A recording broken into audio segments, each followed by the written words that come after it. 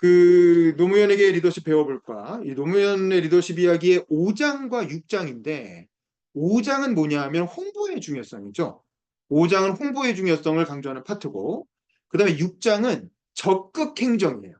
우리가 이른바 요즘 얘기하는 적극 행정이라고 하는 것에 대해서 적극 행정의 중요성을 강조하는 파트입니다. 그래서 두 챕터를 이제 좀 짧게 다뤄볼 텐데 일단은 근데 사실은 저는 이 5장과 6장이 다 통한다고 봐요. 사실 이 노무현 리더십 이야기의 전체적인 주제는 자율이에요. 자율. 주인의식과 자율. 그러니까 홍보도 주인의식을 갖고 해야 된다는 거고 그다음에 적극 행정도 결국에는 국민들이 자율적으로 할 수 있게끔 도와줘야 된다. 라고 해서 사실은 공무원의 주인의식과 국민의 주인의식 이 양쪽 다 주인의식을 강조하는 걸로 이 홍보 파트와 그다음에 이제 이 적극 행정 파트를 얘기하고 있다. 그렇게 이해하시면 될 것 같아요.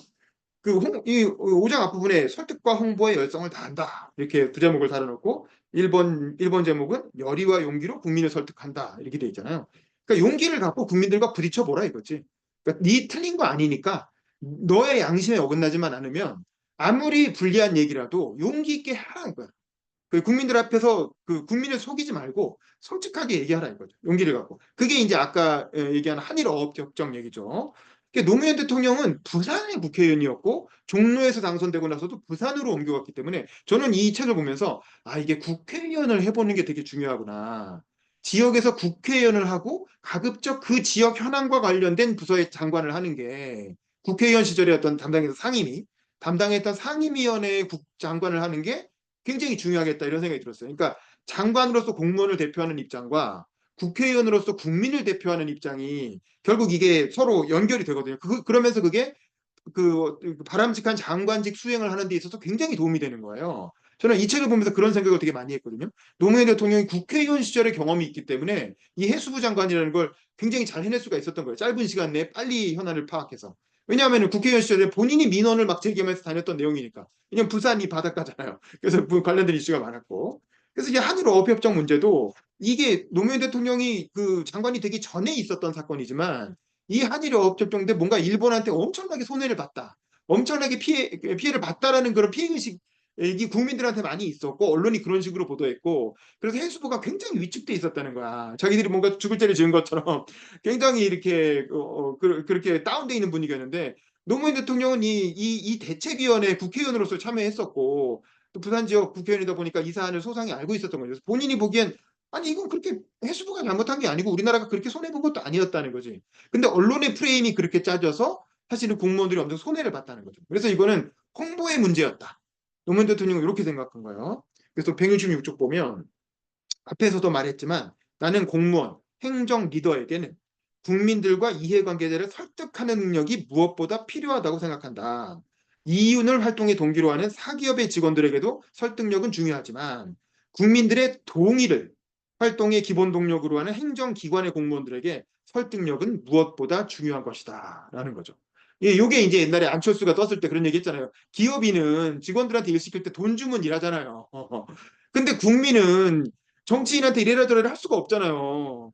정치인들은 국민의 동의를 받는 수밖에 없는 거거든. 그래야 국민들의 어떤 행동을 이끌어낼 수가 있는 거거든. 그래서 이 공무원들이 일을 할 때는 반드시 국민들의 동의를 이끌어내기 위한 노력을 해야 된다는 거. 그게 바로 이제 홍보라는 거죠. 그래서 그러나 이 설득력은 기술적인 문제 이전에 애정과 열정의 문제다. 이게 이제 노무현 대통령의 독특한 점이에요. 이거를 기술적으로 어떻게 풀어가려는 게 아니라 기본적으로 공무원들의 마음에 진정성이 있어야 된다는 거야. 자기 일에 대한 애정이 있어야 되고 이 일이 맞다라고 하는 확신과 이걸 반드시 관철해내겠다는 열정이 있어야 된다는 거죠. 그래야 홍보도 된다라는 거야. 그래서 공무원의 주인의식이 중요하다는 걸로 연결되는 겁니다. 이 홍보에 대한 논의가. 그래서 자신이 하는 일과 자기의 조직에 대한 애정과 열정이 없으면 타인을 설득할 수 없다.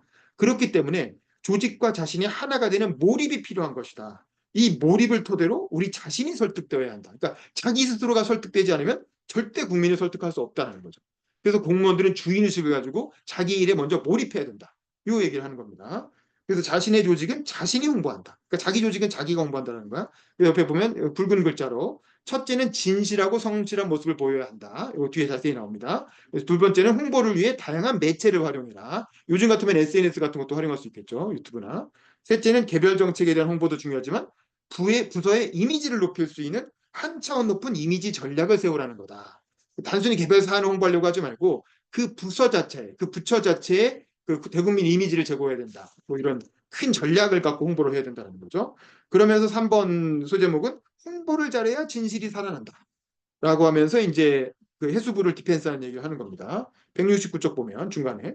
그렇다면 아직도 많은 사람들이 해양수산부가 엄청난 과오를 저지른 것으로 생각하는 한일 어업협정은 잘못된 것일까? 나는 아니라고 본다. 한일 어업협정은 유엔 해양법 약 발효에 따른 세계적인 흐름에 따른 것이었고 우리 어선이 일본 바다에서 많이 조업을 하고 있었기 때문에 그에 따른 손실도 피할 수 없는 것이었다. 그러니까 우리나라 어선들이 이미 일본 바다에 가서 어업을 많이 하고 있었다는 거예요. 근데 한일 어업협정을 체결하면서 그 선이 그어진 거지. 여기는 일본 거, 여기는 우리나라 거 해가지고 선이 그어지는 과정에서 우리도 피해를 볼 수밖에 없었던 거죠. 왜냐면 우리가 선을 넘어가서 어업을 하고 있었기 때문에 그걸 유엔 해양법에 따라서 정리하는 과정에서 일부 피해가 있을 수밖에 없었다는 거지. 만약 같은 논리라면 지금 중국은 난장판이 되어야 마땅할 것이다. 해양수산부는 나중에 한중어업협정은 우리가 또 유리하게 잘했잖아요. 그러니까 그런 논리 때문에 중국이 난리 났어야 되는데 중국은 또 괜찮지 않느냐 이런 얘기죠. 해양수산부는 일본 어민들이 강력히 반발할 만큼 협상에서 우리의 조업구역을 많이 확보했다. 그러니까 실제로 협상해 보면 일본 어민들도 엄청 반발했다는 거예요. 그 정도로 우리는 나름대로 확보를 했는데 이거를 국민들한테 제대로 홍보를 해내지 못했다는 거지. 이거는 이제 너무 어민들이 아우성 치는 얘기만 듣고 어민들 편에서 기사를 써준 언론도 좀 문제다라고 이제 언론 비판도 하긴 하는데 어쨌든 기본적으로는 용기 있게 이제 이 문제를 설명을 했어야 된다라는 거고 그다음에 이제 국정감사 얘기가 나옵니다. 노무현 대통령은 장관 시절에 국감을 딱 한 번 치렀어요. 왜냐면 8개월밖에 장관 안 했기 때문에 딱 한 번 치렀지만 그때 노무현 대통령이 해수부를 많이 디펜스를 해냅니다. 그러면서 해수부 공무원들로부터 신임을 받게 되는 거예요. 그러니까 국회의원 출신이 와가지고 국회의원 출신이니까 정치인이잖아요. 그러니까 또 그 사람이 얼마 전까지도 국회에서 정부를 견제하고 비판하던 역할을 했던 사람이잖아요. 또 야당 국회의원이었던 시절도 있었고. 그러니까 사실은 해수부 공무원들 입장에서는 과연 이 사람이 와가지고 얼마나 우리 입장을 제대로 알고 잘 얘기해 줄까라고 사실 걱정했을 수도 있는데 노무현 대통령은 사실은 굉장히 당당하게 당시로서 한나라당이 야당이었죠. 한나라당 의원들의 어떤 공격을 잘 막아낸 거야. 그래서 이 파트는 4번으로 상대를 존중하되 당당하게 한다. 라고 해서 그러니까 장관이 무조건 국회 가서 그냥 굽신굽신하고 아유 의원님 죄송합니다. 이런 게 아니라는 거죠. 그렇게만 하는 게 좋은 태도가 아니고 아닌 건 아니라고 당당하게 얘기하면서 자기 조직을 디펜스할 수 있어야 그래야 좋은 장관이고 그래야 조직원들의 신뢰를 받는다는 거지. 175쪽 보면 이제 의원하고 질의응답한 내용이 나옵니다. 말을 막으면서 다시 포화가 시작되었다. 노무현 장관의 말을 막은 거죠. 아니 잘못된 것은 잘못됐다고 미흡한 것은 미흡하다고 시인해야지. 지금 해양수산부가 한 것이 일방적으로 다 옳고 우리가 얻은 것은 다 얻었다. 이런 식의 논리는 말이 안 되지요. 라면서 이제 그 한일 어업협정 부분에 대해서 디펜스를 하니까 그런 얘기를 하는 거죠. 야당 의원이. 이에 대해 나는 확고한 내 신념을 얘기했다. 의원님 구체적으로 뭘 잘못됐다고 해야 제가 시인을 하지요. 그리고 잘못됐다면 고쳐야 하는데 고칠 수 없는 일을 가지고 시인하라고 하시면 어떻게 합니까? 우리 공무원들 정말 밤잠 안 자고 고생했습니다. 그런데 이렇게 말씀하시면 공무원들이 일할 의욕이 나지 않을 겁니다. 라고 하면서 공무원들을 디펜스하면서 이제 오히려 당당하게 반박을 한 거죠. 야당 의원의 주장에 대해서. 뭐 그렇게 하니까 이제 뭐 결국에는 뭐 어쩔 수가 없는 거죠. 그래서 결국 나중에는 한일 의원들을 개별적으로 찾아뵙고 협정 내용을 다 일일이 설명드리는 가운데 공감을 얻어냈고 2001년 2월 말에 국회 비준 동의를 얻어냈다. 이게 한일 어업협정은 외교 협상이기 때문에 국회의 비준을 받아야 되잖아요. 그래서 이제 노무현 의원이 직접 의원들을 다 찾아다니면서 반대하는 의원들 설득해가지고 결국 비준 동의 얻어냈다라는 겁니다. 아, 그리고 이제 그 수협 그때 그 지난 1장 2장에서 나왔던 그 수협 문제 수협에서 엄청나게 적자가 발생해서 그거 해결하는 얘기를 1, 2장에서 했었잖아요. 그것도 국감장에서 또 따져 물은 거지. 그거에 대해서 왜 자료를 안 내놓냐. 이게 야당 의원들이 뻔히 흔히 하는 리포터리가 자료 내놔라 이거 자료 내놔라. 그리고 왜 부서에서 자료 늦게 주냐 왜 안 주냐 이거 갖고 엄청 깨면서 시작하잖아요. 국감하면. 근데 그거에 대해서도 노무현 대통령이 이제 얘기를 하는 거예요. 이게 왜냐면은 그때 이제 수협 회장이 뭔가 해먹은 거 아니냐, 그 비리 저지른 거 아니냐, 뭐 이러면서 그래서 적자난 거 아니냐 이런 식으로 비판이 많았고 그거에 관련된 자료를 막 달라고 한 거야. 근데 노무현 대통령은 일단 수협 정상화가 우선이고 자료는 나중에 주겠다고 얘기한 거죠. 그래서 이게 미리 나가면은 논의가 왜곡된다 이렇게 얘기하니까 야당 의원이 이렇게 얘기하죠. 170조 마지막에 보면 우리도 장관만큼 어민들 생각합니다. 장관 혼자만 어민 사랑하는 게 아니에요. 이러니까 노무현 장관이 그렇습니다. 저도 의원님들 못 믿어서 자료를 못 드린 것이 아닙니다. 지금까지의 경험상 의원실에 전달된 자료는 대체로 보도되었습니다. 그러니까 자료를 주면 반드시 언론에 흘러나간다는 거야. 왜냐면 저도 국회 출입기자 해봤기 때문에 대충 알잖아요. 이렇게 그 의원실에서 부처에서 자리 봤잖아요. 그러면 이제 국회의원들이 요 총선 그 국감 때면 마왈이라고 해가지고 국회 출입 기자들이 의원실을 막 돈단 말이야. 그리고 뭐 재밌는 자료 없어요? 자료 그 국감 전에 뭐 좀 이렇게 단독으로 보도할 만한 자료 없어요? 그러면 반드시 좀 좋은 자료 있다 싶으면 의원실이 딜을 해요. 그 국회 출입 기자하고 딜을 해가지고 뭐 MBC든 KBS든 조중동이든 매체 파워가 있는 데에다가 단독을 주고 그리고 그 의원 인터뷰 하나 딱 봐가지고 그렇게 해서 의원이 뭔가 하나 했다. 그러면 이제 그 우리 언론 입장에선 그 자료 구해서 우리가 단독 보도다 라면서 팍 치고 나가고 요게 이제 국감 전에 많이 나오는 그런 식의 단독 보도거든. 의원실발 단독 보도. 요게 이제 이렇게 하니까 미리 자료 주면 반드시 이렇게 새 나가서 보도될 거 아니냐.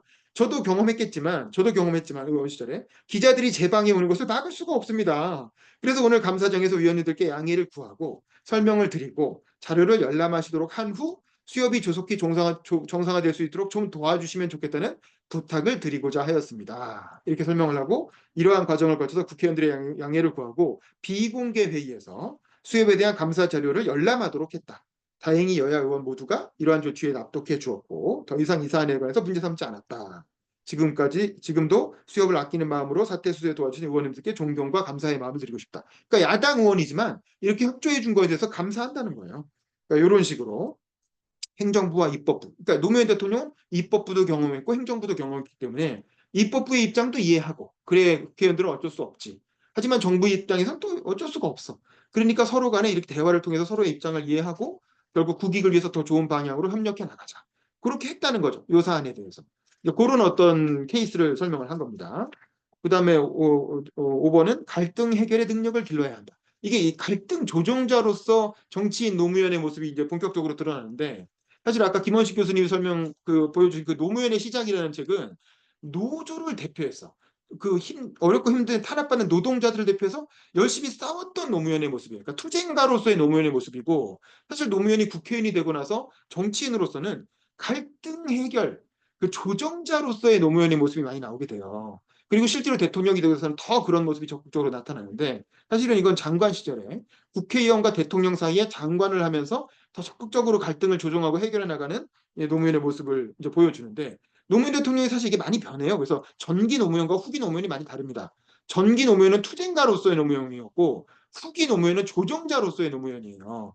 근데 우리는 사람들은 자꾸 이 투쟁가로서의 노무현만 많이 기억해서 특히 이제 그 우리나라 진보 진영, 이제 운동권 파티에서는 그런 노무현의 모습만 자꾸 부각하고 싶어 하는데 사실은 이 조정자로서의 노무현이 정치인으로서 정말 노무현의 어떤 그 핵심 노무현의 능력을 보여준 파티였다고 저는 생각을 하는데 예를 들면 이런 거예요. 멸치잡이 문제가 있었죠. 멸치 문제.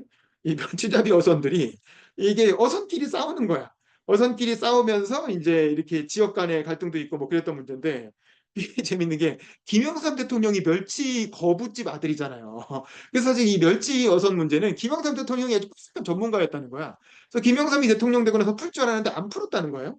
그리고 나서 김대중 대통령이 당선됐는데 이게 자기가 보기에는 이거 호남과 영남 사이의 어떤 멸치잡이 어선 간의 문제라 요거는 좀 자기가 풀어야 되겠다 이렇게 생각을 했다는 겁니다. 그래서 이제 멸치어선들이 왔다 갔다 하는 문제를 해결하는데 본인은 이걸 한번 이걸 해보려고 했더니 그 공무원들이 절대 이거 해결 안 됩니다. 해나 말합니다. 괜히 해봤자 욕만 먹을 테니까 하지 마세요 그런다는 거야. 근데 노무현 대통령은 그런 갈등 해결에 자신이 있었던 거야. 180쪽 밑에 부분에 보면 사실 그때 나는 나름대로 협상에 대한 자신감을 가지고 있었다. 노사 간 갈등이 심각했던 1989년 대우조선 노사분규 때도 평행선을 달리던 쌍방을 조정하여 문제를 풀었던 경험이 있었고 89년이면 노무현 대통령이 초선 국회의원 시절이죠. 88년에 당선됐으니까 초선 국회의원 시절에도 이때 내려가서 이 양측을 조정해갖고 문제를 푸는 적이 있었던 거예요. 그다음에 1998년 이때는 노무현 대통령이 아마 국회의원 아니고 부총재 시절이었을 거예요. 여당 김대중 정부 부총재 시절인데 이때 저도 대학생 때라 이거 기억하거든요. 이 현대자동차 분규가 엄청 심했어요. 그래서 거의 폭동, 거의 혁명 전야 분위기였어요. 그때 이 현대차 울산 부분이. 근데 이때도 공권력 투입, 그러니까 결국 경찰 동원해갖고 다 때려잡고 끌어내는 수밖에 없는 상황이었는데 이때도 노무현 대통령이 협상단으로 가가지고 이 노사를 조정을 해냅니다. 협상을 타결을 시켜요. 그래가지고 결국 평화적으로 타결하고 이 갈등 이게 폭력 사태로 안 가고 문제가 해결된 적이 있었거든요. 그래서 합의를 이끌어낸 적이 있어서 가슴을 열고 얘기하면 결국 문제는 풀린다는 생각을 하고 있었다. 그래서 멸치잡이 문제는 동서 화합의 물꼬를 트는 상징적인 사업이 될 수도 있다는 기대감이 컸다라고 해서 본인이 내려가서 이 양측 어선 조합들을 만나서 설득하면서 해결해 보려고 한 거야. 근데 이제 물론 해결은 잘 안 됐어요. 서로 이게 이해관계가 걸린 문제이기 때문에 자기들 생업이 걸린 문제라 결국 해결은 안 됐는데 그 마지막에 보면 이런 얘기를 해요. 이제 본인의 노력이 그럼 헛된 거였냐? 그렇지 않다는 거죠. 180쪽 마지막에 보면 이렇게 해서 그 일은 실패로 끝났지만 나로 보아서는 성과가 전혀 없었다고 말하기도 어렵다. 내가 진심으로 이 일을 해결하려고 노력했다는 것을 기억하고 있던 어업인들이 이거 국회의원 시절의 경험입니다. 장관이 된 후 여수와 통영에 내려갈 때마다 반갑게 맞아준 것이 제일 큰 수확이었고 여수 어부인들이 멸치 2포대를 선물로 주었으니 어찌 성과가 없었다고 하겠느냐. 그래서 이제 그래도 고맙다고 멸치를 2포대나 줬다는 거예요. 그것만으로도 성과라는 거지. 그러니까 약간 유머를 섞어서 한 얘기지만 갈등 해결을 위한 노력은 비록 가시적인 성과가 없었다 하더라도 분명 보람된 일인 것이다. 라고 해서 실패했어도 자기는 의미가 있었다라는 거예요. 그래서 이게 이 챕터의 마지막에 보면 이런 얘기를 하죠. 한국 사회는 아직 협상과 조정에 대한 경험이 부족하다. 따라서 갈등의 당사자들도 상대방의 입장을 수용하려는 마음가짐이 부족하고 마음이 닫혀 있어서 타협이 이루어져도 약속이 지켜질지에 대한 믿음이 없어 악순환이 반복된다. 나는 이런 것을 대화와 타협으로 풀어갈 수 있는 역량이 민주사회의 조건이라고 생각한다. 공무원 사회에 이러한 민주사회의 조건이 먼저 갖추어져야만 제대로 된 민주시대를 열 수 있다. 그러니까 저는 이 부분을 보면서 지금 의료개혁, 지금 윤석열 정부가 추진하는 의료개혁이 생각이 났거든요. 결국 타협 못 해내잖아요. 결국 타협 못하고 힘으로 그냥 밀어붙이고 판결로 가서 그 재판부가 이거 기각시키니까 가처분 신청 기각하니까 그냥 밀어붙이면서 하는 분위기잖아요. 이렇게 해가지고 억지로 의대 정원을 늘릴 수는 있겠지만 이런 식으로 하는 의료개혁은 저는 반드시 부작용을 남길 거라고 봐요. 왜냐하면 의사들은 이렇게 되면 이제 정부 못 믿거든요. 정부한테 지금 억지로 당했다고 생각하기 때문에 이제는 정부가 하는 일에 이제 협조 안 할 거예요. 코로나 사태 같은 그런 일이 또 터져도 의사들이 이제 적극적으로 아마 협조 안 할 겁니다. 그리고 아마 의사들 중에 똘똘한 애들은 해외로 튀려고 할 거예요. 해외로 튀거나 뭔가 이제 이렇게 비급여, 뭔가 더 의료보험에 그 적용을 안 받는 비급여 쪽으로 가서 돈 벌려고. 예를 들면 성형이나 피부과나 뭐 이런 쪽으로 더 가지 필수 의료 더 안 하려고 할 거예요. 저는 그래서 이거는 사실 우리나라 의료보험이라는 게 굉장히 세계적으로 부러움의 대상이 되는 굉장히 저렴한 가격에 굉장히 쉽게 의사를 만날 수 있잖아요. 사실 이거 되게 이례적인 거, 이런 제도를 가진 나라가 별로 없거든요. 미국은 의사가 너무 비싸서 못 만나고, 유럽은 너무 오래 기다려야 돼서, 그게 너무 거의 공무원화돼 있으니까, 이게 번호 뽑고 기다려야 되잖아요. 근데 의사들이 공무원이니까 열심히 일을 안 한단 말이에요. 그래서 기다리다가 죽는다는 거예요. 여러분 번호 뽑고 기다리다가 병이 악화져도 그냥 죽어버리고 차례 왔습니다. 오세요. 그러면 이미 돌아가셨는데요. 뭐 이런 식이거든요. 근데 기에 비하면 우리나라는 어쨌든 의사를 쉽게 만날 수 있고 그리고 가격도 상대적으로 저렴하다는 거지. 그래서 저 오바마도 그렇고 전 세계가 굉장히 부러워하는 의료보험을 갖고 있고 그 덕분에 코로나도 잘 이겨낸 건데 이렇게 의료 개혁을 억지로 밀어붙여갖고 진짜 울며 겨자 먹기로 떠먹이면 이거는 자칫하면 진짜 황금알을 낳는 거위의 배를 가르는 그런 식의 개혁이 될 수도 있다. 그래서 저는 이런 이해관계 입장 조정 굉장히 중요한데 이거 결국 타협을 못 해내고 그냥 힘으로 미는 거죠. 정부가 그냥 힘으로 공권력으로 밀어붙이는 방식의 의료개혁이라 저는 이거 굉장히 위험할 수 있다. 저는 그런 생각이 듭니다. 그다음에 6장으로 넘어가면 국민을 위해 국민과 함께라는 챕터인데 이거는 이제 이른바 적극행정이에요. 적극행정. 그 노무현 대통령은 가급적 소극 행정이 아니라 적극 행정을 해야 된다는 겁니다. 그리고 여기서 규제도 파지티브 규제가 아니라 네거티브 규제로 가야 된다는 거죠. 그 얘기를 하는 파트예요. 그래서 이제 국민과 함께 사고하고 판단하기. 이 일장의 소제목이 그렇죠. 그래서 왜 이게 잘 안 되냐? 공무원들이 자꾸 자기 조직의 이익과 논리만을 고집하려 하기 때문이다. 그게 첫째. 둘째는 행정 편의적, 반중심적 사고에 치우치기 때문이다. 예를 들면 입증 책임을 자꾸 국민들한테 떠넘긴다는 거죠. 관이해야 될 입증 책임을 국민들한테 떠넘기면서 너네가 보상받아야 된다는 거 입증해와. 너네가 어업하고 있다는 거 입증해와. 그러면 우리가 돈 보상해줄게. 뭐 이런 식으로 자꾸만 관이해야 될 거를 국민들한테 떠넘기는 그런 관중심적 사고. 셋째는 공식 문서나 발언 시에 국민들이 어떻게 받아들일 것인가를 충분히 생각하지 않고 함부로 얘기한다는 거죠. 뭐 그런 사고, 그런 건 우리 윤석열 정부에서 아주 많이 보이고 있죠. 그 어업 구조조정 문제도 뭐 그렇다는 거죠. 그 넷째는 국민의 입장에서 불편을 최소화하는 방안을 신중하게 고려하지 않기 때문이다. 뭐 그런 얘기. 뭐 가등록제도 용선 선박 가등록 문제. 뭐 이런 것도 마찬가지로 이제 공무원들은 편하지만 국민들은 굉장히 불편하게 만드는 그런 방식으로 규제를 했다는 거죠. 그래서 그런 것들 해소해야 된다. 뭐 이런 얘기를 하는 거고. 국민의 입장에서 생각하면. 그리고 또 하나는 2번 소주제는 가능한 되는 방향으로 생각한다. 이게 바로 적극 행정이라는 거예요. 이른바 적극 행정. 그래서 이제 190쪽 보면 이런 얘기 나와요. 호주에서 오래 살다가 돌아온 분이 우리나라 공무원들의 소극적인 업무 자세를 비판하면서 내게 했던 말이 생각난다. 호주에서는 하지 말라는 것만 안 하면 아무런 문제가 없었는데 한국에서는 하라는 것 외에 다른 것을 하면 모두 문제가 된다는 것이다. 그래서 특히 지금까지 없었던 사업이나 여러 절충한 사업을 하려고 하면 담당자들은 모두 하나같이 관련 규정이 없어서 안 된다라고 한다는 거예요. 구체적으로 그분은 PC방 같은 곳에 PC방에서 방음 부스를 만들어서 인터넷으로 노래 평가를 하는 신종 사업을 생각했다. 그러니까 PC방에 일종의 방음 부스를 만들어서 거기서 뭐 노래방 같은 걸 하려고 했나 봐요. 그래서 PC방에서 노래를 부르고 그다음에 거기서 이제 점수를 찡 매겨서 뭐 90점, 뭐 80점 이런 걸 하게 하고 싶었나 봐. 그런 PC방과 노래방을 합치려고 했던 거죠. 그랬는데 노래방도 아니고 PC방도 아니기 때문에 부스를 설치할 수 없다고 규제가 그런 식으로 해서 사업을 준비하다가 그만뒀다. 뭐 이런 얘기예요. 왜 그랬을까요? 아마 이제 그 PC방 안에 부스를 설치하면 그게 이제 가연성 물질이 될 수도 있고 만약에 화재 같은 거 났을 때 뭐 위험할 수 있다. 뭐 이렇게 생각했을 수 있지. 아무래도. 근데 이제 그 규제 당국의 생각이고 그건 그런 일이 생겼을 때 그런 걸 문제 삼으면 되는 거고 그런 사업 아이디어가 있는데 그거 자체를 못하게 할 필요는 없지 않느냐 뭐 이런 거잖아요. 그래서 이제 해선 이게 191조 보면 해서는 안 된다는 명시적 금지 규정이 없으면 허가해 주는 것이 바람직한 행정이고 감사기관도 이러한 일은 문제 삼지 않는 풍토가 조성되어야 한다는 것이 나의 생각이다. 담당자가 해주고 싶어도 감사가 두려워서 못하는 경우가 너무나도 많기 때문이다. 감사는 부조리를 막기 위한 수단이 되어야지 적극적 행정을 가로막는 장애물이 되어서는 안 된다. 라는 거죠. 사실 이 적극 행정 파트가 사실 이 적극 행정을 적극 잘해가지고 뜬 사람이 누굽니까? 그 바로 유명한 이재명 대표죠.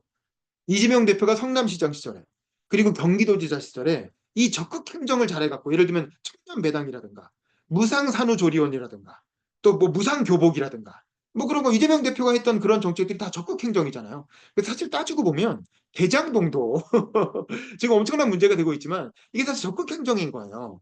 대장동은 어차피 이 판교에 그 배후 수요가 있었기 때문에 판교에 사람들이 엄청나게 많이 살게 됐잖아요. 그러니까 판교 지역에 이제 그 주거 수요가 생겨나니까 주거단지를 공급해야 될 필요는 있었고 누가 봐도 그 대장동 그 지역밖에 없었어요. 판교의 그 거리나 교통이나 이런 거 생각했을 때 그 지역이 어차피 아파트 지어야 되는 상황이었어.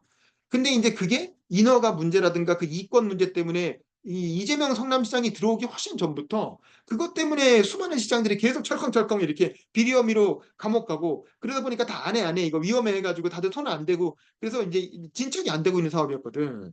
근데 이재명 성남시장은 당시에 이거 한번 되는 쪽으로 생각해 보자. 왜냐면 이게 수요가 있고 이거 지으면 이거 과정에서 성남시의 자산이 엄청나게 불어날 거기 때문에 이 본인이 욕심이 났던 거죠. 자기 업적을 만들 수 있는 욕심이 났고 그래서 되는 쪽으로 해봐라. 라고 해서 약간 무리해가지고 약간 민관 합동으로 개발하는 방식으로 해서 이제 성남개발공사를 만들어가지고 이제 막 진행을 했죠. 그 결과 그 대장동 사업이 대성공을 거뒀어요. 마침 그게 2018년 이후에 부동산이 폭등하는 시기랑 맞아떨어져서 그 개발 사업에 참여했던 그 김만배 일당도 엄청난 돈을 벌었고 그리고 그 아예 고정적으로 수익을 성남시가 가져오도록 기부 찬합을 받게 해서 5천억 상당의 사실은 성남시도 자산이 불어난 거 아닙니까? 그렇게 해가지고 기부 찬합해서 여러 가지 뭐 공원도 짓게 하고 뭐 도로도 짓게 하고 뭐 이렇게 터널도 뚫게 하고 뭐 그랬다는 거 아니에요. 그래서 사실은 성남시에도 좋고 업자들한테도 좋은 사업이 된 거죠. 근데 이제 근데 그게 그런 방식으로 해도 되냐 마냐에 대한 선례가 없었던 거야. 선례가 없는 사업인데 이거 누가 책임지거냐라고 했을 때 이재명 시장이 내가 책임질 테니까 한번 해봐. 라고 해서 한 거고. 근데 이제 선례가 없고 업자들이 엄청난 천문학적 이익을 챙겨갔기 때문에 결국 이게 업자들의 로비에 당한 거 아니냐라고 하는 의혹이 일어나서 지금까지 이 문제가 끌고 온 겁니다. 결국 이런 사안은 결국 이렇게 판사가 결정해. 마지막에 한국에선 이런 문제. 이게 이제 이 건을 청탁을 들어준 거냐 아니냐는 애매하기 때문에 결국 소송으로 가게 되고 소송으로 가게 되면 결국 판사가 결정하는 거예요. 판사가 양쪽 얘기 다 들어보고 몇 년에 걸쳐서 들어본 다음에 이거 좀 과했다 하면 유죄가 되는 거고, 아니다 이 정도는 적극 행정으로 할 수 있는 거다라고 판단하면 무죄가 되는 거야. 결국 판사한테 이제 달려 있는 겁니다. 그런데 근데 어쨌든 이렇게 될 거기 때문에 사실은 지자체 단체장들이 공무원 출신들은 이런 거 절대 허용 안 하죠. 왜냐하면은 그 성과도 될 수 있지만 위험하잖아. 그래서 안 하거든. 소극 행정의 입장에서는 이런 거 안 해야 맞는 거예요. 근데 사실 적극 행정으로 해준 거예요. 왜냐하면 이걸 하면 지자체에도 좋고 또 주민들의 어떤 수요도 해결해 줄 수 있기 때문에 약간 용기를 갖고 한 거죠. 그래서 사실은 이게 대정동 사건이 그때 이게 당내 경선 과정에서 불거져 나왔잖아요. 당내 경선 과정에서 이게 이슈가 되기 전에는 이재명 대표 관련된 책을 보면 이재명 대표의 대표적인 업적으로 소개하는 사건이에요.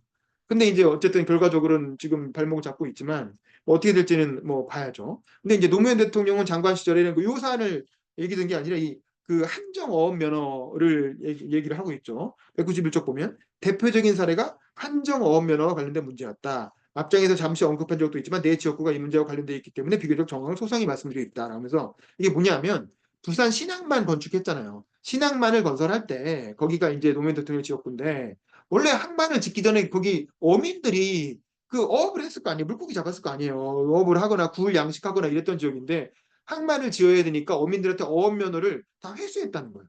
그리고 돈도 보상을 해줬다는 거예요.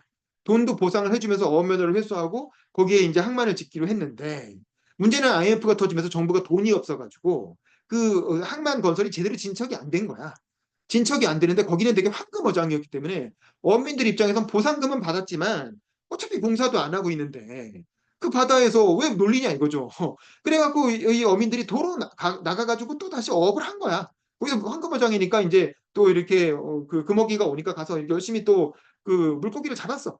굴 양식도 하고 그러니까 돈을 벌었어. 돈을 벌었는데 문제는 이제 어민들끼리 소송이 난 거예요. 어민들끼리 그걸 지키는 어민이 있고 그걸 어긴 어민이 있었을 거 아니에요. 그러니까 지킨 어민들이 얘네 봐라. 그리고 또 그 옆 지역에서 또 어민들이 와서 또 물고기 잡아가니까 또 싸움 나고 뭐 이래가지고 야 너 분명히 어업 안 하겠다고 보상금까지 타가놓고 왜 도로 어업해? 이래가지고 서로 소송이 나니까 한 마을 전체가 한 3천 세대가 다 지금 구속되게 생기고 다 지금 쇠고랑채 생기고 뭐 그런 문제가 생겼다는 거 아닙니까? 그래서 그런 문제를 해결하기 위해서 한 번 어업 면허를 반납한 사람이지만 한정 어업 면허라는 걸 내줄 수 있게 그런 제도가 있다는 거야. 그래서 그런 제도의 취지를 살려서 이 어민들이 그러면 그걸 알겠습니다. 그러면 어차피 지금 정부가 공사를 안 해서 생기는 문제니까 정부가 공사를 재개하기 전까지 한정 어업 면허를 도로 줘라. 그러면 그 기간 동안 도로 어업을 하겠다. 요 얘기인 거예요. 요 민원을 제기한 거야. 근데 이거를 뭐 일리가 있잖아요. 근데 이제 이거를 그 해당 부처 차원에서는 해수부도 그렇고 부산도 그렇고 절대 못 준다. 라고 하면서 막고 있었던 거죠. 그 왜 그러냐라고 했더니 이게 뭐 193쪽 보세요. 중간에 보면 나는 한정어업 면허는 법에 규정되어 있는 것이니 요건이 맞으면 해줘야 되는 게 아니냐고 했다. 그리고 면허를 내줄 때 보상 청구는 불가하다는 각서를 받고 철거에 반대하면 법에 따라 대응하면 되는 건 아니신데 나중에 골치 아플 것 같다고 해줄 수 있는 면허를 가지고 국민들의 원성을 살 필요가 있느냐고 반박했다라는 거죠. 이제 국회의원 시절에 그랬다는 거예요. 근데 이제 해당 부처는 절대 안 된다고 했다는 거고 근데 그리고 나서 다음 장에 보면 그런데 내가 해양수산부 장관이 된 것이다. 이제는 자기가 인허가권을 가진 사람이 된 거죠. 그래갖고 이제 어업국장하고 개발과장 불러서 얘기하니까 이러이러한 이러한 거니까 알아보라고 했고 알아보니까 사실 이 한정 어업면허를 회수할 때 이미 한번 보상을 해줬기 때문에 추가 보상도 필요 없다는 거예요. 그러니까 해주면 되는데 공무원들이 사실은 이 어민들이 나중에 안 따를까 봐 한정 어업면허를 한번 줬다가 다시 회수하려고 할 때 그때 또 반발한다는 거지. 또 보상해달라 그러고 그 양식장 철거하라고 그러면 철거 안 하고 버티고 이제 그렇게 귀찮으니까 아예 안 해준다는 거야. 그러니까 그러니까 그러지 마라. 내가 장관이니까 내가 책임질 테니까 일단 해줘라. 라고 해가지고 이 공무원들을 설득해서 결국에는 해주는 방향으로 바꿨다는 거죠. 그래서 이제 196쪽 보면 나는 혹시 다른 사안에 있어서도 규정이 없어서 못 해준다고 했다거나 규정이 있는데도 부작용이 무서워서 소극적으로 대응하는 일이 있지는 않았을까 하는 생각에서 감사관을 불러 민원 사안 처리 결과를 다시 한번 확인해 보라고 했다. 다행히 내가 재임한 동안에는 소극적인 대응으로 문제가 될 만한 것은 없었다. 그래서 본인은 가급적 적극 행정을 하라고 했다는 거죠. 그리고 괜히 소극적으로 하지 마라. 소극 행정하는 게 있으면은 개선해라. 라고 했고 본인 임기 중에는 이제 그런 적극 행정의 철학에 따라서 처리했다라는 겁니다. 그 다음에 3번은 국민 한 사람이라도 소중하게. 저는 이건 참 이거 보면서 우리 최강병 사건이 많이 났는데 많이 기억이 났는데 관련된 얘기죠. 여기서는 의사자 문제죠. 심경철 씨. 저도 이 책을 보면서 심경철 씨라는 사람이 있었다는 걸 처음 알았어요. 그러니까 이게 이 사건이잖아요. 바다에서 그 유류 그 기름 실는 선박이죠. 그 선박이 사고가 나서 이렇게 가라앉는 상황에서 이 심경철이라는 분이 이 선원이야. 20살, 스물 몇 살짜리 젊은 선원인데 이 사람이 이제 배가 가라앉는 상황에서 먼저 이렇게 바다에 뛰어든 사람들이 있고 이 사람은 이제 배 위에 있었는데 먼저 뛰어든 사람들이 구명정이 있어야 되잖아요. 그러니까 구명조끼나 아니면 구명 이렇게 그 튜브 이런 게 있어야 되잖아요. 근데 그런 게 없이 그 차가운 바다에 우리 사실은 세월호도 그렇고 이 바다에 떨어지면 죽는 경우가 되게 얼어 죽는 거잖아요. 우리 타이타닉 보면 타이타닉 잭이 그 여주인공은 그 위에 올려놓고 판자 위에 올려놓고 살게 해주고 자기는 판자에 이렇게 매달려 있다가 바닷물이 너무 차가워서 결국 얼어 죽잖아요. 이 바다에 떨어지면 그런 문제가 있기 때문에 반드시 구명튜브 같은 걸, 구명판 같은 걸 올리고 위에 올라가 있어야 산다고. 근데 이제 이 그 신경철 씨가 자기는 늦게까지 배 위에 있었기 때문에 그 구명 튜브를 구해갖고 막 바다에 던졌다는 거예요. 막 던지다가 이제 이 배가 가라앉는 상황이 되니까 어쩔 수 없이 본인은 뛰어들었는데 자기 거는 못 챙겼다는 거지. 그래서 결국 구명 튜브 던져갖고 그걸 잡은 사람들은 살고 이 사람은 그 차가운 겨울바다에 그냥 배 위에 이렇게 바다 위에서 맨몸으로 버티다가 결국에는 그걸 못 견디고 얼어 죽어서 돌아가셨다는 거야. 유산. 그 되게 안타깝잖아요. 그리고 자기를 희생해서 다른 사람들을 먼저 이렇게 던져주고 자기 건 못 챙기는 바람에 돌아가신 거잖아요. 그게 요거를 의인으로 의사자 처리를 해달라는 이제 그 아버지 민원이 온 거예요. 그러니까 얼마나 불쌍합니까? 그러니까 해줄만 하잖아요. 그래서 본인은 해주고 싶었는데 담당자한테 이게 이제 또 MBC의 시청자 의견란에 뭐 이 글이 올라와가지고 알게 됐다는 거예요. 그래서 이걸 보고 이제 되게 애틋한 마음이 들어서 자기는 해주고 싶었다는 거죠. 그랬더니 이제 이게 비서한테 이런 얘기를 해요. 나는 편지를 읽고 난 후에 함께 있던 비서에게 어떻게 생각하느냐고 물었다. 그랬더니 그는 이 사연만 보면 저도 도와주고 싶습니다만 만약 이분을 의사자로 인정해 줄 경우 앞으로 선박사고로 사망한 사람이 있으면 생존자들이 전부 이런 식으로 얘기해서 의사자 신청을 할 수도 있지 않겠습니까? 라고 대답하였다. 그래서 나는 중요한 것은 고인이 실제로 그러한 희생을 했느냐의 문제이지 자네가 말하는 것 같은 파급 효과가 아니야. 고인의 희생이 의로운 것으로 인정된다면 그에 대해서는 사회적으로 인정하고 보상하는 것이 맞는 것이야. 다음에 다른 사건으로 의사자 신청이 들어오면 그것은 그것대로 사실을 정확하게 가려서 의로운 일을 인정할 수 있는지를 판단하면 되는 일 아닌가라고 비서도 내 말에 수긍했다라는 거죠.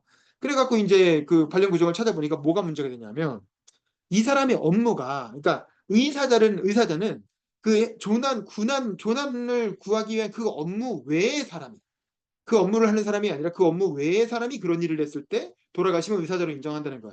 예를 들면 우리가 소방관이 불 끄다가 돌아가시면 의사자로 인정하진 않잖아요. 그냥 순직한 걸로 해서 그것도 나름대로 되게 존중을 하지만 순직한 거지 의사자라고 하진 않잖아요. 그러니까 그런 업무를 하지 않는 사람이 그런 일을 하다가 돌아가셔야 의사자라는 거죠.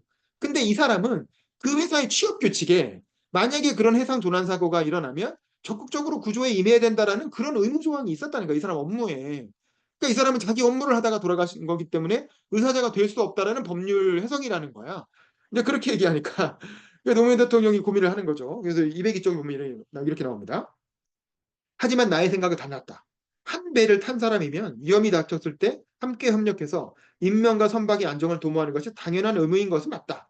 그렇지만 이는 함께 위기를 극복하기 위해 도와야 한다는 것이지 자기의 생명보다 다른 사람의 생명을 먼저 생각하라는 의미는 아니라고 봐야 한다. 회사의 취업 규칙도 특별한 개인의 희생까지를 의무로 상정했다고 보기는 어렵다고 할 수 있다. 그러니까 노무현 대통령은 법률가였기 때문에 법률가로서 이 취업 규칙을 해석한 거예요. 해석해 보니까 이 취업 규칙이 이게 다른 사람을 조난을 도와야 된다는 거지 자기 목숨까지 해서 희생하는 뜻은 아니지 않느냐. 이 취업 규칙의 의미는. 그러니까 이건 소방관 이런 거하고는 다르다는 거죠. 같이 협력해서 이걸 해결하라는 거지 자기 목숨을 희생해가면서 하라는 얘기는 아니지 않느냐. 근데 이분은 자기 목숨을 희생해가면서까지 남을 먼저 도왔기 때문에 충분히 의사적으로 볼 수 있다라는 게 법률가로서 노무현 대통령의 이제 생각이었다는 거고 이제 그런 상황에서 그런 상황에서 이 의사자 문제도 적극적으로 인정해 줘야 되는 거죠. 203쪽에 보면 헌재 판결에 대한 얘기도 나와요. 이런 거예요. 눈앞에서 부당한 폭력이 자행되고 있는데도 그냥 지나치는 사람들을 보며 시민의식이 실종되었다고 개탄하면서도 막상 폭력을 말리려 들었다가 두들겨 맞는 가운데 주먹이라도 한번 쓰면 형사처벌을 당하는 것이 우리의 현실이었다. 이런 분위기는 불의를 보고도 못 본 채 하는 것이 가장 지혜로운 처세술이라는 그릇된 가르침을 심어주는 일밖에 되지 않을 것이다. 그래서 나는 헌법재판소의 결정이 늦은 감이 있지만 우리 사회에 정의가 살아 숨쉬게 하는데 그게 기여하리라고 본다. 노무현 대통령 우리 출마 선언에도 그 유명한 출마 연설에도 나오지만 정의가 살아있는 그 불의를 보고 당당하게 이제 이렇게 얘기할 수 있는 그런 그 사회를 만들어야 된다고 얘기하잖아요. 이제 그런 맥락에서 적극적으로 의사자를 인정하는 방향으로 가야 된다라는 거고. 그래서 단 한 명의 생명이라도 국민 단 한 명의 생명이라도 소중하게 생각해야 된다는 건데 사실은 최상병 사건이 딱 그런 사건이잖아요. 이 최상병이야말로 정말 이렇게 해난 사고로 순환 사고로 해서 돌아가신 분을 그 시신을 찾기 위해서 투입됐다가 돌아가신 거잖아요. 그러니까 이거야말로 정말 그 의로운 죽음이었다고 볼 수 있는 거고 물론 군인이니까 뭐 순직이라고 해야 되나? 근데 뭐 작전 중에 돌아가신 거니까 순직이긴 한데 좀 애매하죠. 그 전투는 아니었으니까. 근데 어쨌든 이런 의로운 죽음을 한 최상병에 대해서 더 적극적으로 진실 규명을 하지는 못할 망정 정부가 나서서 진실 규명을 방해하는 그 모양새가 돼버렸잖아요. 결과적으로는. 저는 사실 요거는 굉장히 잘못한 정부가 잘못한 거라고 생각을 하는데 그런 면에서 이렇게 국민 한 사람의 생명도 정말 소중하게 생각하고 적극적으로 지금 진실 규명하지 못해 맞죠. 지금 특검을 방해하고 있는 상황이 돼버리니까 왜냐하면 청와대 대통령실 자체가 뭔가 잘못한 것 같으니까 이게 그런 모양새가 됐잖아요. 세월호 때는 말할 것도 없고 이태원 참사도 그렇고 정말 이런 거는 좀 그 박근혜 정부나 윤석열 정부가 좀 배워야 되는 부분이죠. 반성해야 될 부분이. 그리고 진실을 말하는 것이 최고의 의무다. 이것도 역시 마찬가지로 최상병 사건에도 그대로 적용되고 그 세월호 사고에도 그대로 적용되고 뭐 그런 거죠. 자, 205쪽 보면 그래서 장관을 비롯한 공무원은 국민들이 듣기 싫어하는 소리라도 진실이라면 단호히 말을 해야 한다. 그것이 공직사회에 주어진 제1의 의무이기 때문이다. 궁극적으로 국민들은 진실을 얘기하는 자에게는 관대하지만 거짓으로 꾸미는 자에게는 냉담하다라는 거죠. 저는 이거 보면서 박근혜 대통령도 생각나고 윤석열 대통령도 생각나고 그랬어요. 그러니까 저는 박근혜 대통령이 최순실의 존재를 차라리 취임 초부터 인정하고 왜냐하면 2007년 이명박하고 경선할 때 이미 최순실 얘기가 나왔거든요. 최순실 그 최태원 목사 딸하고 그런 관계 여전히 관계 있는 거 아니냐 이런 얘기 그때도 이미 나왔다고. 그리고 실제로 박근혜 대통령의 비서실장이 최순실의 남편이었고 그 사람이 추천한 사람들을 문고리 3인방 만들어서 국정운영 했던 거잖아요. 그러면 취임 초부터 그런 의혹이 나왔을 때 바로 쿨하게 인정하고 최순실 씨 내가 도움 받고 있다 개인적으로 근데 별거 아니다. 그리고 부속실장 같은 걸로 임명해가지고 차라리 그 최순실한테 시켰던 임무를 공직사회에서 들어와서 일을 하게 했어야지. 근데 이제 자서전에도 회고록에도 나온 거 보면 자기가 여성으로서 뭐 속옷이라든가 뭐 의복이라든가 자기 건강상의 뭐 문제라든가 뭐 피부 뭐 이런 거 부탁하는 거라 뭘 그걸 공무원으로 월급 주면서까지 시키냐라고 생각해서 그걸 개인적으로 부탁했다는 건데 말도 안 되는 거죠 사실은. 왜냐하면은 그런 거 원래 대통령 되면은 다 부속실에서 하는 일이거든요. 그거 하라고 부속실 만들어 놓은 거거든. 근데 뻔히 대통령 박근혜 대통령이 몰랐을 리가 없는데 그냥 최순실이 최태원 목사하고 관계가 있었고 최태원 목사와 박근혜 대통령이 뭐 불륜 관계니 뭐니 그런 들어온 소문이 있었기 때문에 박근혜 대통령은 그런 더러운 얘기가 다시 한번 회자되는 게 싫었던 거지. 그래서 안 한 거지. 그래서 그걸 최순실의 존재 별거 본인은 진짜 별거 아니라고 생각하고 숨기고 있다가 임기 말에 그 재단 만들고 이러면서 그 큰 사건이 터지니까 그제서야 그거 시인하는 과정에서 결국 탄핵이 빵하고 터진 그러니까 그거 차지 처음에 바로 깔끔하게 임기 초에 지지율 높을 때 그때 깔끔하게 인정하고 차라리 공직을 부속실장이라도 시켰으면 절대 이거 갖고 탄핵 안 당했습니다. 근데 본인이 숨겼기 때문에 별거 아닌 거라고 생각하고 치부라고 생각해서 숨겼기 때문에 결국 나중에 감당할 수 없는 탄핵을 받게 된 거고 이 최상병 사건도 마찬가지예요. 처음에 터졌을 때 윤석열 대통령이 기분 나빴어요. 그 경무에서 그러니까 오지랖이 내가 보기엔 전형적인 오지랖이야. 왜냐면 검찰총장이었잖아요. 검사였잖아요. 그러니까 이게 수사의 단계를 결정하는 게 검찰총장의 일이잖아요. 그러니까 검사 시절로 생각하면 할 수 있는 얘기예요. 야, 이거 가지고 사단장까지 이렇게 수사하면 대한민국에서 누가 사단장 하겠냐?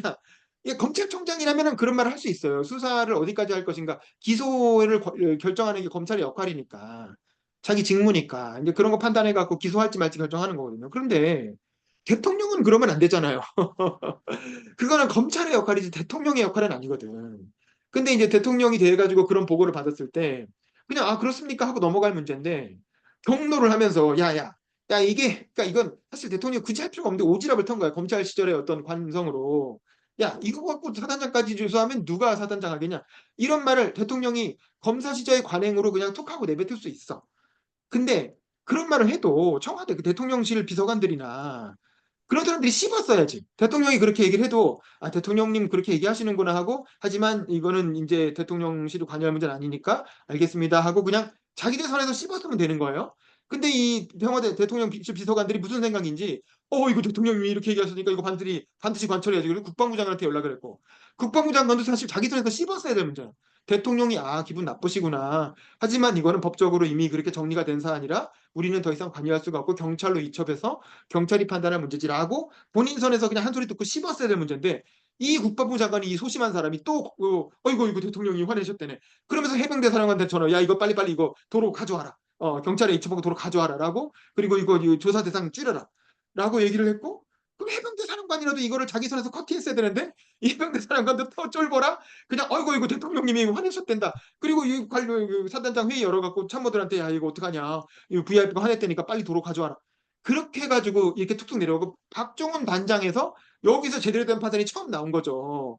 박종훈 단장이 대령인가 그러죠. 대령 수리다 보니까 아니 무슨 소리냐 이거는 우리가 더 이상 관여할 수 없는 문제다. 우리는 1차 조사에서 자료 경찰에 넘긴 걸로 우리는 끝났고 이 다음부터는 경찰이 수사할 문제다. 박종훈 단장이 제대로 판단한 거예요. 그리고 그 위에 있는 사람들은 다 쫄보여가지고 대통령이 BOF가 경로했다고 하니까 오 하고 벌벌 떨면서 에이씨 진짜 그러니까 그러면서 아랫사람들한테 또 책임 전가를 한 겁니다. 그리고 그 문제의 여단장 그 문제의 여단장 진짜 나쁜 놈이죠. 그러니까 이 사람 어떤 입장이냐면 진짜 이 사건이 이게 그 비가 막 폭우가 쏟아지고 있잖아요. 최상병이 막 이렇게 그 해양 수산을 하잖아요. 위험하잖아요. 그러니까 이 부대장은 대대장 뭐 대위 정도 수준이죠. 부대장은 위험하다. 현장 상황 보니까 위험하고 우리 구명조끼도 없는데 이게 이 강에 들어가서 이렇게 수사하다가 수색하다가 이거 사고 날 수도 있겠다 싶어서 자꾸 이거 멈춰야 되는 거 아니냐고 위에 보고를 했다는 거야. 보고를 했는데 근데 이제 해병대 그 여단장이 옆에 있었는데 그 보고받은 사람이 그 전화 받다가 옆에 있으니까 물어봤다는 거 아니에요? 이거 어떻게, 넌 어떻게 할까 물어봤더니 그 여단장이 야, 그한 4시까지는 해야지 그래도 라고 의견 제시를 했다는 거예요. 지시한 게 아니라 자기는 의견 제시를 물어봐서 그냥 의견 제시를 했을 뿐이라는 거예요. 근데 이게 의견 지시입니까? 의견 제시입니까? 지시지? 왜냐하면 근데 그 여단장 말은 이 수색 사건은 육군에 파견을 보낸 거고 그 순간에 지휘권은 육군으로 이첩됐다는 거예요. 그래서 이건 육군이 지휘하는 작전이기 때문에 자기는 작전 지시를 할 권한이 없었다는 거예요. 법적으로. 법적으로 작전 지시를 할 권한이 없었기 때문에 그냥 의견 제시를 했을 뿐인데 그러면 결국 그 대대장이 그 대위가 그 얘기 듣고 사단장님은 그냥 의견 제시를 하신 거니까 내가 현장에서 판단해야 되겠구나 혹은 그 육군에 물어봐야 되겠구나 이렇게 했어야 된다는 거지. 그러니까 대위한테 책임을 넘기는 거야. 야, 이게 말이 됩니까? 이게 말이 돼요? 나쁜 새끼들 진짜 그 여단장. 왜냐하면은 대위가 결국 나중에 부대로 복귀하면 다시 그 여단장 말을 들어야 되는데 아이고 여단장님 의견 제시하셨군요. 하지만 저는 육군 말을 따르겠습니다. 라든가 내가 판단해서 그냥 수색 중단하겠습니까? 하겠습니다. 이렇게 할 수 있습니까? 여단장이 옆에서 야 오후 4시까지는 해야지 라고 의견 제시를 했는데 말이 안 되는 거잖아요. 군대 다녀온 사람들이면 다 알잖아요. 아무리 법적으로는 지휘권이 육군에 넘어갔어도 해병대 대위는 해병대 장군 말을 들을 수밖에 없는 거잖아요. 근데 그걸 뻔히 알면서 해병대 사령관이 자기 지시한 거 아니다. 자기는 의견 제시했을 뿐이다. 이 논리로 지금 방어하고 있는 거예요. 아마 그 변호사 자문을 받았겠죠. 변호사 말에 따르면 법적으로는 그게 맞는 말이겠죠. 하지만 그 군대의 상식으로 봤을 때 또 국민의 상식으로 봤을 때 그게 말이 되는 소리냐고. 야, 진짜 이 해병이 한 명, 그 진짜 꽃다운 나이 해병이 한 명 죽은 사건에 대해서 장군이라는 사람이 그렇게 자기 면피하려고 법적으로 면피하려고 자기는 의견 제시했을 뿐이다. 지시한 거 아니다. 이런 걸 변명이랍시고 하고 있습니다. 이게 이런 거야. 이게 이제 진실을 말해야 되는데 진실을 말하지 않고 자기 책임 아니라고 면피하려고만 하는 그런 태도. 정말 해병대답지 않은, 정말 군인답지 않은 그런 비겁한 태도고 사실은 그 대위 오히려 그 부대장은 모든 책임을 지겠다고 얘기하잖아요. 내가 지휘자로서 모든 도덕적이고 법적인 책임까지 자기 다 지겠다 이렇게 얘기하는데 그 위에 있는 상관이란 사람은 자기는 의견 제시해줄 뿐이고 나는 법적인 지휘권이 없었다. 야, 진짜 이거 뻔뻔한 인간. 근데 어쨌든 그 대통령은 대통령대로 경노한 게 무슨 잘못이냐? 경노할 수도 있는 거 아니냐? 요즘은 이런 식으로 아유 진짜 부끄러운 줄 알아야지 진짜 노무현 대통령 말씀을 따르면 저 부끄러운 줄 알아야지. 아유 아유 진짜. 그러니까 그렇습니다. 그래서 그런 얘기를 하고 있어요. 그리고 마지막엔 또 그 얘기예요. 민원 그 진실을 얘기해라. 진실을 얘기하고 아닌 건 아니라고 솔직하게 얘기해라 이거예요. 그러면서 이제 경북 후포 아주머니들 얘기하죠. 전 이것도 되게 재밌는데 마지막으로 이거만 얘기할게요. 이 경북 후포 아주머니들이 맨날 와가지고 해수부 앞에서 맨날 집회를 하더라는 거야. 그래서 206쪽 보면 비서관 이렇게 관사로 들어오는데 이게 연락이 왔다. 후포 아주머니들이 시위를 하고 있으니 차를 후문 쪽으로 대라는 것이었다. 나를 생각해서 연락한 것이었지만 장관이 만나서 이야기를 해야지. 도망치듯 뒷문으로 들어가는 모습을 보일 수는 없다고 생각했다. 그러니까 민원인들 있다고 뒤로 들어가서 노무현 대통령 그런 사람이 아니라 그렇게 비겁하게 가는 사람이 아니거든요. 당당하게 민원인도 국민인데 만나야지. 그래서 시위대 앞에 차를 세우고 내려서 인사를 했다는 거예요. 오히려 여러분 장관입니다. 그러니까 당연히 나를 알아보고 아주머니들이 인사들 하고는 이럴 수 있냐면 여러 사람이 동시에 큰 소리를 냈다. 뭐 뻔하죠. 그러니까 자기네들끼리도 소란스럽다고 느꼈는지 누가 좀 정리해서 얘기하자고 하였다. 나는 아주머니들 앞에서 쭈그리고 앉아서 그 자리에 쭈그리고 앉아갖고 들었다는 거예요. 그래서 무슨 얘기 하나 들어봤는데 너무 이 사람 저 사람 나서나 보라 도저히 정리가 되지 않았다. 그래서 10분을 그렇게 하다가 내가 안 되겠다 싶어서 안으로 들어갑시다 하고 이제 들어가서 얘기하더니 아주머니들 좋다고 따라왔다는 거야. 그러니까 장관 회의실로 데리고 들어왔다는 거예요. 민원인들을. 이게 대단하잖아요. 사실 누가 요즘 장관들이 이렇게 하겠어요. 근데 노무현 대통령이 정치인이었기 때문에 이런 국민을 만나는 걸 전혀 두려워하지 않는 거예요. 그래서 들어오십시오. 해가지고 데리고 들어갔어. 그리고 회의실에 앉아갖고 한번 얘기해 보라고 하니까 쭉 얘기를 들어보니까 이런 거야. 이게 이제 이 체납기 어선이라는 게 있나 봐요. 체납기 어선이라는 게 전국적으로 너무 많아서 정부 입장에서는 이 체납기 어선을 좀 감척. 그러니까 이 체납기 어선이 많아지면 물고기 자원이 수산 자원이 줄어들잖아요. 그러니까 이거 마치 택시 감차하는 거랑 비슷한 거야. 체납기 어선을 좀 감척해야 될 필요가 있었던 거죠. 그래서 보상금을 주고 더 이상 그 어업 면허를 회수하는 거예요. 그런 식으로 해서 감척을 했는데 그 어떤 어민이 그 보상금 받고 감척을 했어요. 그래놓고 다른 지역에 가서 다른 어민의 배를 사가지고 왜냐면 그 어민의 배는 그 어업 자격이 있으니까 다른 어민의 배를 사서 다시 체납기 어업을 하더라는 거야. 그리고 그 배를 갖고 와서 도로 그 동네에 와가지고 또 이렇게 물고기를 잡는 거야. 그러니까 그 체납기 어업하는 어민 아주머니들이 보기에는 야 치사하게 는 보상금도 받아놓고 또 배 갖고 와서 우리 물고기 가져간다. 그러니까 이런 게 어디 있느냐라면서 이렇게 그 해수부에 와가지고 시위를 한 거예요. 무슨 얘기인지 알겠죠? 그 들어보니까 아 그럴만하네. 라는 생각이 들어요.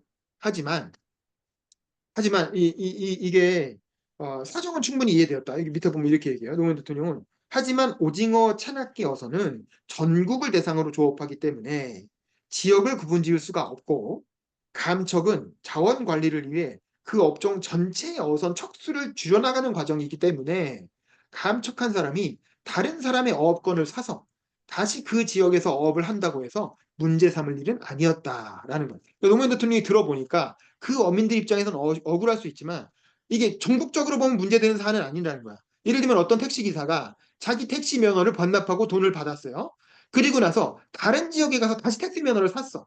그리고 택시를 타고 운전을 하는데 뭐 다른 지역에서 운전하다가 서울까지 올 수도 있는 거잖아요. 뭐 그런 사안인 거예요. 근데 그걸 잘못됐다고 할 수 없잖아요.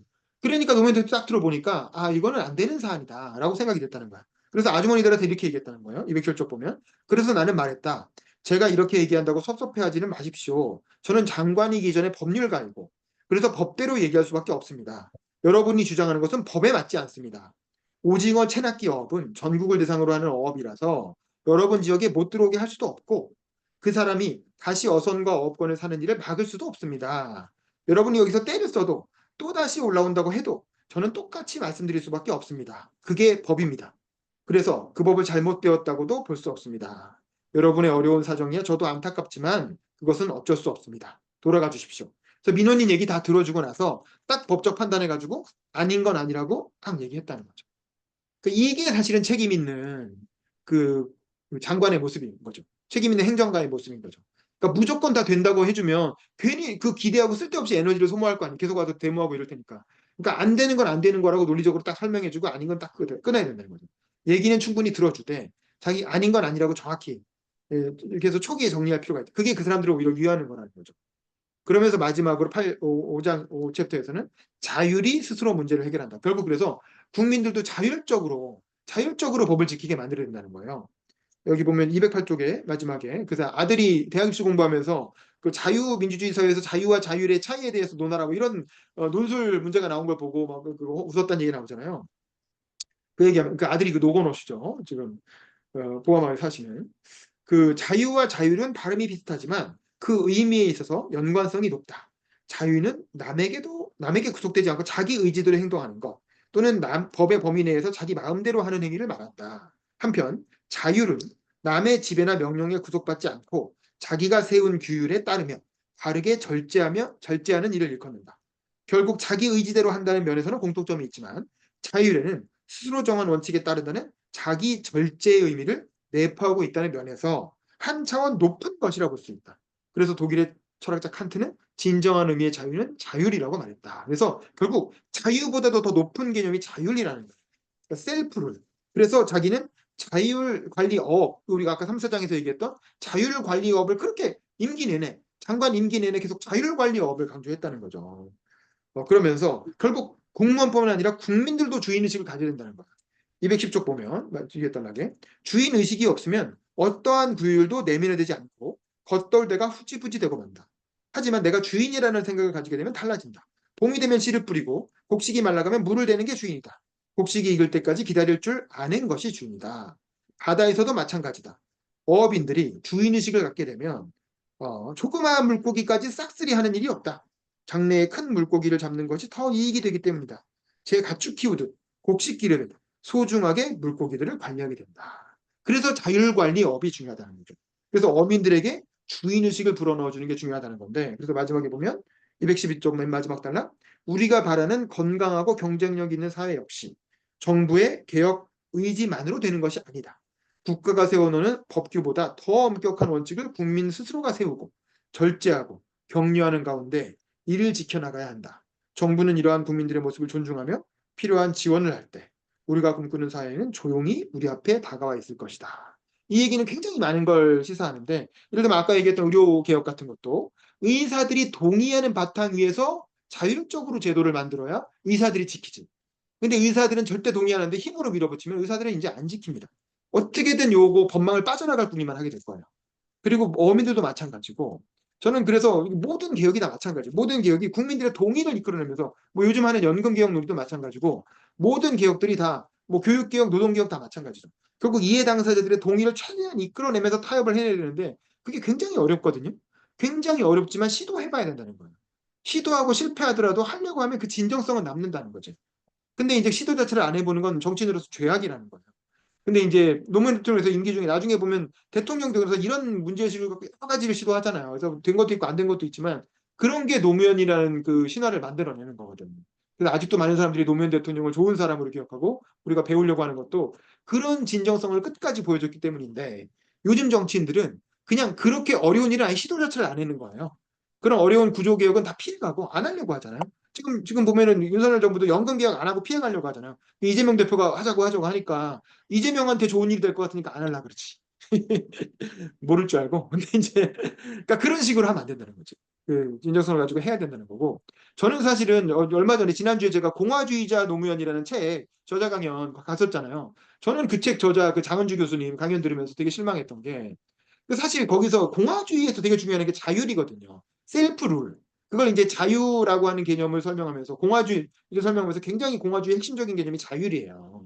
주인의식을 갖고 스스로 그 룰을 만드는 과정에 참여하는 거. 그런 적극적 시민. 그게 바로 공화주의의 핵심이거든요. 근데 그걸 얘기하면서 저는 그래서 이 강은주 교수님이 노무현 대통령의 저작, 이런 걸 열심히 읽고 거기서 어떤 자율에 관련된 그 공화주의에 관련된 노무현 대통령의 면모들을 찾아내서 그걸 정리해서 책을 쓴 줄 알았어. 근데 그 공화주의자 노무현이라는 책을 보면 전혀 그런 얘기가 안 나와요. 그러니까 노무현에 대한 공부가 없어요. 노무현 얘기를 안 해. 그리고 공화주의 얘기만 주구장창 하는 거야. 자기가 공부한 이론적인 공화주의 얘기만 잔뜩 하고 심지어 유교 얘기까지 끌고 와가지고 공화주의가 뭐 동양에도 있었다느니 뭐 그딴 소리를 하면서 공화주의의 이론적 논의만 하고 노무현 대통령에 관련해서는 예를 들면 뭐 사람 사는 세상이라든가 반칙과 특권이 없는 사회라든가 뭐 아니면 대연정이라든가 뭐 그런 몇 가지 국민들이면 다 아는 대한민국 사람이라면 다 아는 노무현 대통령의 슬로건 있잖아요.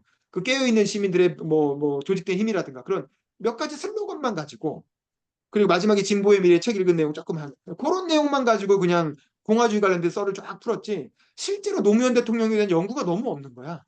그 사실은 이건 노무현 대통령에 대한 책이 아니에요. 그냥 공화주의에 대한 책을 내면서 노무현 대통령 얘기를 살짝 얹은 거지. 근데 저는 노무현 대통령에 관한 저작을 노무현 대통령 1차 자료가 많잖아요. 노무현 재단에서 그런 거 이미 노무현 저작선 다 발간해 놨거든요. 전집으로. 그런 거라도 착실히 읽고 거기서 이런 내용들을 발굴해가지고 이런 면에서 노무현 대통령의 공화주의자로서의 면모를 발굴할 수 충분히 있거든요. 근데 그런 연구를 안 해. 그러니까 게으른 거야. 내가 보기엔 미안하지만 그분은 그냥 자기가 아는 정치 철학적 논의에서 연장선에서 노무현이 워딩 몇 개를 갖고 온 거지 실제로 노무현 연구를 제대로 안 한 거예요. 그래서 저는 이거는 좀 노무현 관련해서 박사학위 따시는 분들이나 그런 연구자들이 정말 노무현 관련된 1차 저작을 봐야 된다. 우리가 이렇게 보듯이. 1차 저작을 보고 거기서 노무현 대통령의 면모들을 이건 공화주의자로서의 면모고 이건 민주주의자 이런 면모들을 발굴해내야 된다고 저는 생각을 하는데 별로 그런 노력을 안 해요. 그리고 저는 사실은 노무현 대통령이 공화주의자라는 거는 그냥 그때 제가 말씀을 못 해갖고 코멘트를 좀만 하면 그건 동어반복이라고 봐요. 왜냐하면 너무 당연한 거예요. 왜냐하면 공화주의는 이미 민주주의 안에 녹아있는 개념인 거예요. 현대 민주주의는 고대 그리스 아테네에서 얘기했던 그런 다수결주의가 아니에요. 우리가 저 사람 참 좋은 민주주의자야. 저 사람 리더십이 참 민주적이야라고 말할 때 그 민주주의에는 당연히 공화주의적 요소가 다 녹아있는 거죠. 공화주의가 없이 어떻게 예를 들면 대화와 타협, 견제와 균형, 그리고 이제 그런 아까 말한 그 셀프룰, 자율의 정신 이런 게 민주주의 안에 다 녹아 있는 거죠. 지금 우리가 좋은 민주주의자다라고 말하는 말 안에 다 공화주의 요소가 이미 다 녹아 있는 건데, 근데 그런 거 없이 어떻게 민주주의를 얘기할 수 있습니까? 그래서 저는 노무현 대통령은 좋은 민주주의자이면서 당연히 공화주의자인 거지. 공화주의자인 면모만 따로 빼내서 민주주의자와 구별한다는 건 저는 좀 약간 웃기다라고 생각을 해요. 그리고 자유주의자라는 것도 마찬가지고. 자유주의, 공화주의, 민주주의가 다 하나로 섞여 있는 거거든요. 그러면서 그게 자유민주주의가 되는 거고 수준 높은 질 좋은 민주주의가 되어 있는 거지. 이 현대 민주주의가 그렇게 호락호락한 고대 그리스 때 얘기했던 그런 다수결, 데모스크라티아, 다수가 결정하는 그게 아니거든요. 현대민주주의는. 근데 이제 너무 그거를 그냥 이념적으로, 이론적으로만 구분해서 민주주의와 공화주의는 좀 다른 거고, 공화주의를 뭔가 재발견해야 된다라는 식의 공화주의자들의 논의는 약간 저는 좀 현대민주주의를 너무 우습게 보는 게 아닌가 좀 그런 생각이 들긴 하는데, 그래서 저는 노무현 대통령은 그냥 좋은 민주주의자다. 이렇게 얘기하면 다 그냥 정리가 되는 문제라고 봐요. 공화주의는 당연히 그 안에 들어있는 거. 자, 어쨌든 그렇고. 그래서 그 정도로 해가지고 우리 5장과 6장에 관한 설명을 마치고 다음 주에는 7장, 8장 그리고 마무리 보론까지 포함해서 마치도록 하겠습니다. 일단 제 얘기 여기서 끊고 여러분 소감 듣고 마치도록 하겠습니다.